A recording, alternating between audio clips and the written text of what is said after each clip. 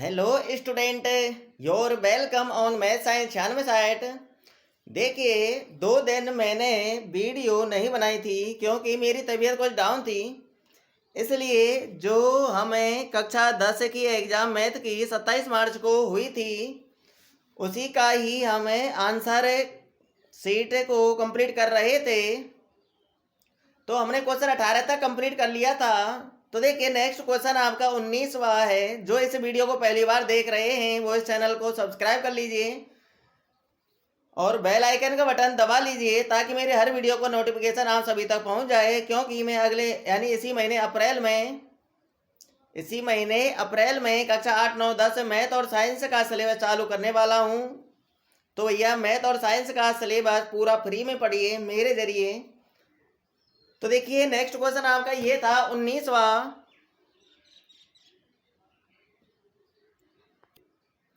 19वां question देखिए, निम्न 12 मार्दा बंटन का माध्य ज्ञात कीजिए। तो हमको इस 12 मार्दा बंटन का माध्य ज्ञात करना था। आपको वर्ग अंतराल दे रखा था 0 से 10, 10 से 20, 20 से 30, 30 से 40, 40 से 50। 12 मार्ता दे रखी थी आपकी 4, 28, 42, 20, 6। तो इसका माध्य निकालना है भैया। क्या निकालना है? माध्य। तो माध्य निकालने के लिए हमको संचयी 12 मार्ता यानी CF का मान निकालना होता है। किसका मान निकालना होता है? CF का मान निकालना होता है। तो देखिए, CF निकाल लेते हैं फटाफट। 4 को जोगा क्यों लिख लेंगे? 4 और 28 को जोड़ेंगे भैया। 4 और 28 कितना होगा? 32 होगा। 32 और 42 को जोड़ेंगे तो आपका ये 74 होगा। 74 और 20 को जोड़ेंगे तो ये आपका 94 होगा। 94 और 6 को जोड़ेंगे तो ये आपका पूरा 100 हो गया। CF निकाल चुके हैं हम। CF निकालने के बाद हमको n/2 का मान निकालना होता है। तो देखिए, अतः n/2 n का मान है।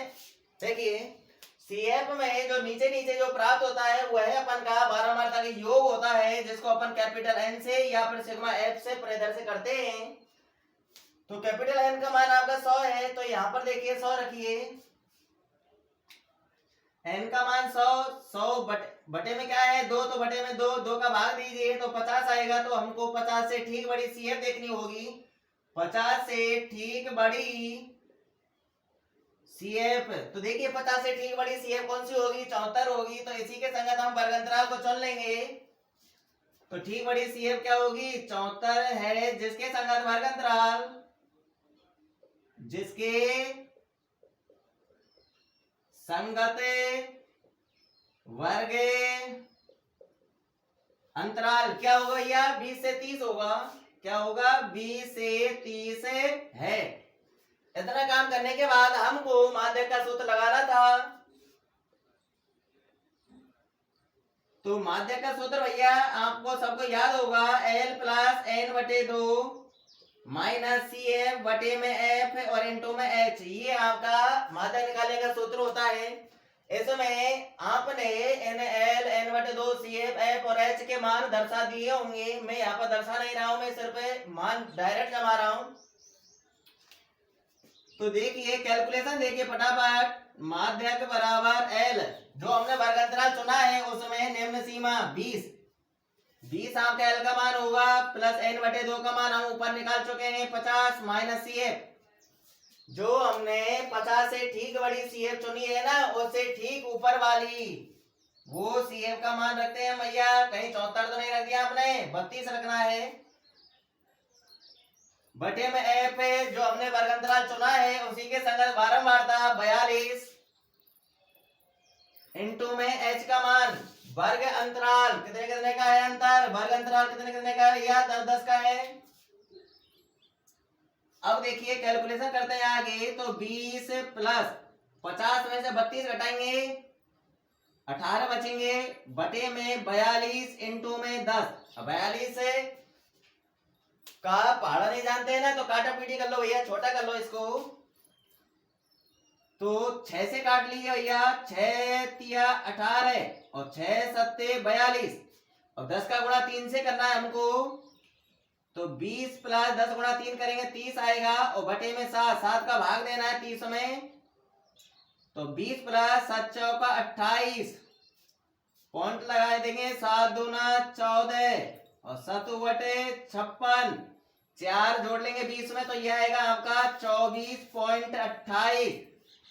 कितना आएगा भैया? माध्यक आपका निकल के आया था 24.28। तो यही अपन का करेक्ट आंसर है भैया। अब हम नेक्स्ट क्वेश्चन की तरफ चलते हैं। नेक्स्ट क्वेश्चन आपकी स्क्रीन पर देखिए, जो 19वां सवाल था उसमें आपने ऊपर वाला ही किया होगा अथवा में और था, जिसमें के का मान पूछ रहा था। ज्यादातर बच्चों ने वो ही माध्यक वाला किया है क्योंकि वो सरल पड़ता है। के मान के बजाय माध्यक सरल होगा तो सभी बच्चों ने वही किया होगा। 20वां सवाल देखिए, एक समकोण त्रिभुज की ऊंचाई इसके आधार से 7 सेमी कम है यदि कर्ण 13 सेमी का हो। यदि कर्ण 13 सेमी का हो तो अन्य दो भुजाएं ज्ञात कीजिए। तो ये इसमें हमको ये समकोण त्रिभुज बनाना है। तो देखिए क्या कह रहा है क्वेश्चन है, ये समकोण त्रिभुज की ऊंचाई, जो ये समकोण त्रिभुज है इसकी ऊंचाई इसके आधार से 7 सेमी कम है। तो किसके बारे में शर्त दी गई है? ऊंचाई के बारे में। तो अपन को आधार मानना है x, तो x मान लिया अपन आधार, तो ऊंचाई क्या होगी? आधार से 7 सेमी कम है तो x माइनस 7 होगा। इसका कर्ण आपका 13 सेमी। इस त्रिभुज में हमको पाइथागोरस प्रमेय लगानी है। यहाँ पर अपन को मान लेना है, माना समकोण त्रिभुज का आधार बराबर, माना समकोण त्रिभुज का आधार बराबर x सेमी तथा ऊंचाई क्या होगी? आधार से 7 सेमी कम है तो x माइनस 7 सेमी होगी। अब इस त्रिभुज में पाइथागोरस प्रमेय लगानी है भैया। अब पाइथागोरस प्रमेय से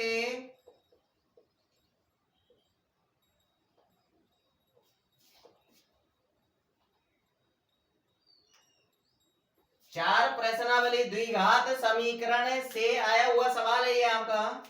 तो देखिए पाइथागोरस प्रमेय क्या है आपकी? कर्ण स्क्वायर बराबर आधार स्क्वायर प्लस लंब स्क्वायर। मानो को जमा दीजिए। कर्ण कितना है आपका? 13 सेमी का, तो 13 का स्क्वायर। आधार हमने x माना है तो x का स्क्वायर प्लस लंब क्या है आपका? x माइनस 7, तो x माइनस 7 का होल स्क्वायर। इसका होल स्क्वायर खोलना है, इसका वर्ग करो। 13 का वर्ग होगा 169 बराबर में x स्क्वायर प्लस इसका वर्ग करेंगे, x का वर्ग क्या होगा? x square. इन दोनों गुणनफल का दोगुना माइनस का 14x प्लस 7 का वर्ग 49। अब क्या करना है भैया? हमको पक्षांतर कर लेना है साथ में इधर, और इन दोनों को जोड़ लेना है। तो पक्षांतरण करेंगे साथ में। देखिए एक्स स्क्वायर कितने एक्स स्क्वायर हो गए? ये कह रहा 2x स्क्वायर हो जाएंगे। माइनस का 14x प्लस का 49, जो का त्यों 169 उधर जाएगा तो माइनस का होगा बराबर 0 इधर बचेगी। 0 को हम इधर लिख लेते हैं। आगे और सॉल्व कर लीजिए। 2x square minus 14x plus के 49 है, माइनस का 169 है, प्लस माइनस के घटेंगे, माइनस के ज्यादा है, माइनस के बचेंगे। 9 में से 9 घटाइए 0, 6 में से 4 घटाइए 2 और 1, 120 बराबर 0। और भी छोटा कर सकते हैं हम इसको। 2 का भाग जा रहा है समय भैया, 2 का भाग दे दीजिए। तो 2 का भाग देने के बाद अगली स्टेप होगी आपकी x square minus 7x minus 60 बराबर में 0। ये आपका द्विघात समीकरण है। अब हमको इसको सॉल्व करना है। ऐसी दो संख्या को अनुमान लगाना है जिनका गुणा करने पर तो आना चाहिए कितना? माइनस का 60, और उनको जोड़ने पर या घटाने पर आना चाहिए माइनस का 7x। तो भैया उन संख्याओं का अनुमान लगाइए, क्या होगा? 12 और 5, 12 5 60 होते हैं ना। तो देखिए x square minus 12x plus का 5x माइनस 60 बराबर 0। यहाँ पर मैं समझाऊंगा नहीं, यहाँ पर सिर्फ इसका हल बताऊंगा कि आपने इस प्रकार किया है या नहीं। अब जो बच्चे 8वीं 9वीं 10वीं में आए हैं उनके लिए सिलेबस कराऊंगा, तब वहां पर समझाऊंगा। तो देखिए आगे क्या करना था? x कॉमन ले लेंगे, यहाँ पर x बचेगा माइनस 12, यहाँ से प्लस 5 कॉमन लेंगे, x माइनस 12 बराबर 0। तो पुनः कॉमन क्या आएगा? x माइनस 12 आएगा। दूसरे कोष्टक में x प्लस 5 बचेगा। अब दोनों को अलग अलग 0 बराबर करने के बाद x के दो मान आए होंगे आपके, एक तो आया होगा प्लस का 12 और एक आया होगा माइनस का 5। -5 को तो हम छोड़ ही देंगे क्योंकि लंबाइयां ऋणात्मक नहीं होती हैं, तो x का मान हमको 12 चुनना था। तो यह हमको हिंदी लिख लेनी थी नीचे, यही ऊपर वाली माना को हटा के अतः लिखना था। अतः समकोण त्रिभुज का आधार बराबर 12 सेमी तथा ऊंचाई बराबर 12 - 7 बराबर कितना आएगा, यहाँ पर आ जाएगा 12 सेमी और यहाँ पर आ जाएगा 5 सेमी। ठीक है, 12 में 7 घटाई 5 बचेगा ना। बस यही अपन का आंसर था। समकोण त्रिभुज का आधार आया 12 सेमी, ऊंचाई आई 5 सेमी। नेक्स्ट क्वेश्चन आपके स्क्रीन पर 21वां क्वेश्चन देखिए। ये आया था आपका प्रश्नावली 8 त्रिकोणमिति ट्रिगोनोमेट्री साहब। यह सिद्ध कीजिए कि cosec theta minus cos theta का होल स्क्वायर बराबर 1 minus cos theta upon 1 plus cos theta. तो सिद्ध करना भैया, उपपत्ति लिख लेनी है अपन को। एलएचएस बराबर, एलएचएस अपन उठा लिया cosec theta minus cos theta, इसको अपन एलएचएस बोलते हैं, इसको अपन आरएचएस बोलते हैं, राइट हैंड साइड और लेफ्ट हैंड साइड। अब इसको सॉल्व करना है। इसको सॉल्व करने के बाद वो आ जाना चाहिए। अगर वो नहीं आता है तो अपन आरएचएस को भी सॉल्व करना स्टार्ट कर देंगे। देखिए अब हमें इनको साइन कॉस के पदों में चेंज करेंगे। साइन कॉस के पदों में चेंज कीजिए। कोसेक बराबर होता है भैया 1/sin थीटा, तो हम लिख देंगे कोसेक थीटा की जगह पर 1/sin theta minus cos theta बराबर होता है कोस थीटा बटे साइन थीटा और इसका होल स्क्वायर। अब इसको सॉल्व करें ना, होल स्क्वायर हमको एंड में देखना है। इसको हम सॉल्व कर लेना है ले से लेकर के। दोनों का हर में साइन थीटा है तो ले से क्या आएगा, साइन थीटा आ जाएगा। साइन थीटा बाद साइन थीटा में देंगे तो एक बार जाएगा, एक का गुणा हम एक से करेंगे तो एक आएगा। आगे माइनस है तो माइनस, और साइन थीटा बाद साइन थीटा में देंगे एक बार जाएगा और एक का गुणा कॉस थीटा करेंगे कॉस थीटा आ जाएगा। और इसका क्या है, होल स्क्वायर। अब इसका होल स्क्वायर कर लीजिए। अगले स्टेप में इधर लिख रहा हूं 1 माइनस कॉस थीटा का होल स्क्वायर हो जाएगा 1 माइनस कॉस थीटा का होल स्क्वायर बटे में साइन का भी स्क्वायर हो जाएगा साइन स्क्वायर थीटा। अब साइन स्क्वायर थीटा की जगह पर देखिए आरएचएस को देखिए, यहाँ पर कॉस थीटा है और यहाँ पे क्या है साइन स्क्वायर थीटा। साइन हटाना है, साइन की जगह पर कॉस आना चाहिए। ये सर्वसम का पहले नंबर की लगा दीजिए। साइन स्क्वायर थीटा बराबर होता है 1 माइनस कॉस स्क्वायर थीटा लिख दीजिए। ऊपर वाला जो होगा तो आपका 1 माइनस कॉस थीटा का होल स्क्वायर बटे साइन स्क्वायर थीटा की जगह पर हमको लिखना था 1 माइनस कॉस स्क्वायर थीटा, ये लिखना था। अब यहाँ पर आपको सर्वसम का लगाने भैया 1 की घात हम 2 लगा लेते हैं क्योंकि 1 की घात कितनी भी लगा सकते हैं अपन, क्योंकि उसका मान एक ही होता है, कुछ फर्क नहीं पड़ता। सर्वसम का सही ढंग से समझ में आ जाए इसलिए मैंने स्क्वायर लगा दिया है। तो देखिए ए स्क्वायर माइनस बी स्क्वायर वाले सर्वसम का लग रही है यहाँ पर। ए स्क्वायर माइनस बी स्क्वायर बराबर होता है ए प्लस बी इंटू ए माइनस बी। तो हम ए को और cos थीटा को एक कोष्ठक में जोड़ लेंगे और एक कोष्ठक में घटा लेंगे। अगली स्टेप देखिए आपकी 1 माइनस cos थीटा का होल स्क्वायर बटे में एक और cos थीटा को एक कोष्ठक में जोड़ना है और एक कोष्ठक में घटाना है। तो कर लिया हमने वो काम है 1 plus cos theta into 1 minus cos theta. अब देखिए 1 माइनस cos थीटा से ये घात कट जाएगी क्योंकि ऊपर 1 minus cos theta into 1 minus cos theta है तो 1 कट जाएगा तो 1 बचेगा। क्या बचा आपका 1 माइनस cos थीटा बचा आपका ऊपर और बटे में बचा 1 प्लस cos थीटा और बराबर में RHS। ये तो सिद्ध करना था, हो गया है इति सिद्धम। अगर किसी स्टूडेंट को इसका अथवा वाला भी हल चाहिए तो कमेंट करके बता देना, मैं करा दूंगा। ज्यादातर बच्चों ने यही किया हुआ क्योंकि यही सरल पड़ता है। अब हम नेक्स्ट क्वेश्चन की तरफ चलते हैं। अगला क्वेश्चन आपकी स्क्रीन पर देखिए 22वां क्वेश्चन, और 22वें क्वेश्चन में से बच्चों ने अथवा वाला ही किया होगा 100%, क्योंकि निम्न भारामर्दक बंटन का बहुलक ज्ञात कीजिए। बहुलक सरल पड़ेगा। एक क्वेश्चन और था भैया, कल्पित माध्य दे रखा था निम्न बंटन का 17.5 कल्पित माध्य मानकर माध्य ज्ञात कीजिए। कल्पित माध्य मानकर नहीं किया हुआ बच्चों ने बहुलक निकाला हुआ, इसलिए मैं बहुलक करा रहा हूँ भैया। यहाँ पर देखिए बहुलक निकालने के लिए हमको CF वगैरह या फिर FX वगैरह ऐसा कुछ नहीं निकालना होता, वर्ग चिन्ह वगैरह नहीं निकालना होता है। हमको डायरेक्टली यहाँ पर बहुलक का सूत्र जमा के मान दर्शा के मान जमाने कैलकुलेशन करनी है। तो यहाँ पर थोड़ी सी हिंदी लिखनी थी हमको कि अतः यहाँ हमको यहाँ सबसे बड़ी भारामर्दक देखनी है। अतः यहाँ सबसे बड़ी बारंबारता, सबसे बड़ी बारंबारता क्या है? 8 है। तो इसी के संगत हम वर्ग अंतराल को चुन लेंगे। सबसे बड़ी बारंबारता 8 है, जिसके संगत वर्ग अंतराल क्या होगा आपका? 3 से 5 है। अब हमको बहुलक का सूत्र लिखना है।